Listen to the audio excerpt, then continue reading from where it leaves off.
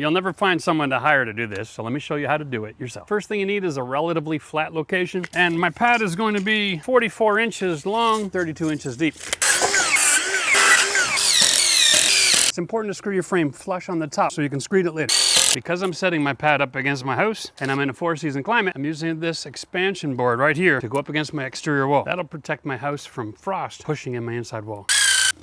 Make sure your pad is level across the front and it has a negative slope coming away from the building so rain, water comes away from your foundation. If you don't have a mountain of gravel in your side yard, that's okay. They sell this stuff by the bag at the local building store. I recommend putting stone in the bottom of your base. Keep everything from moving around. You only need about 3 to 3.5 inches of concrete to pour a slab. The other thing about stone, it'll slow down the drying time of your concrete. You put it directly over dirt, all that moisture is going to run out of the concrete way too fast. Now, before you mix your concrete, wet your substrate. Remember, the longer your concrete stays wet, the harder it gets. One more trick, WD-40 on the side of your boards. That makes it really easy to disengage from the concrete later on. If you don't have WD-40, vegetable oil or use motor oil works as well. Now we compact it. Now we're just gonna grab a little bit of rebar, add a little bit of extra strength. All we have to do is connect the corners with the zip ties so when we're pouring our concrete in, they don't slide all over the place. Now I'm gonna lift my rebar off the ground, set it on rocks, so it finishes off in the middle of my slab. Basically, 1 bag for 1 gallon of water. We're just gonna put most of that water in the mixer, pour 2 bags into it, and then we'll use the hose just a little bit to keep the sides clean. We'll mix this up and start pouring. The drier you mix it, the more difficult it is to work with. But if you make it too wet, then it takes forever to set up and dry. So we're gonna add a little bit of moisture, try to get the little bit of slurry action in here. Now it's all uniform. It's not clumped to the side. I think it looks good, eh, Matt?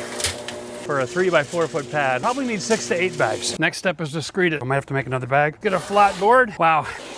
Whenever you're gonna use a vibrator, overkill is never a bad thing. I'm just gonna give it a nice quick little trowel. So we're just gonna work the surface, get rid of our holes, get that cream to work to the top, just a little bit of a slope. All we're looking for is to get the form. Now it's time to wash your tools and grab some lunch. Just the tip, oh my God. And let me flip that over for you.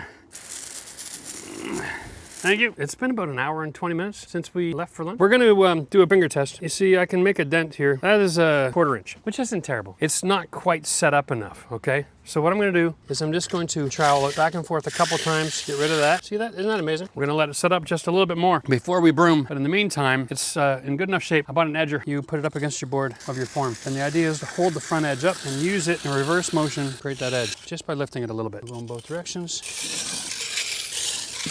Just creating a bit of a softer edge around the edge of your concrete. And then we're gonna wait a little bit, test the middle of it in about another 20 minutes, maybe half an hour, and then it should be good enough to broom. What you wanna do is kind of wait until all the moisture is dried up, but it's Friday afternoon, and this is just for an air conditioner. So I'm just going to apply a broom finish to it and walk away. Perfect every time.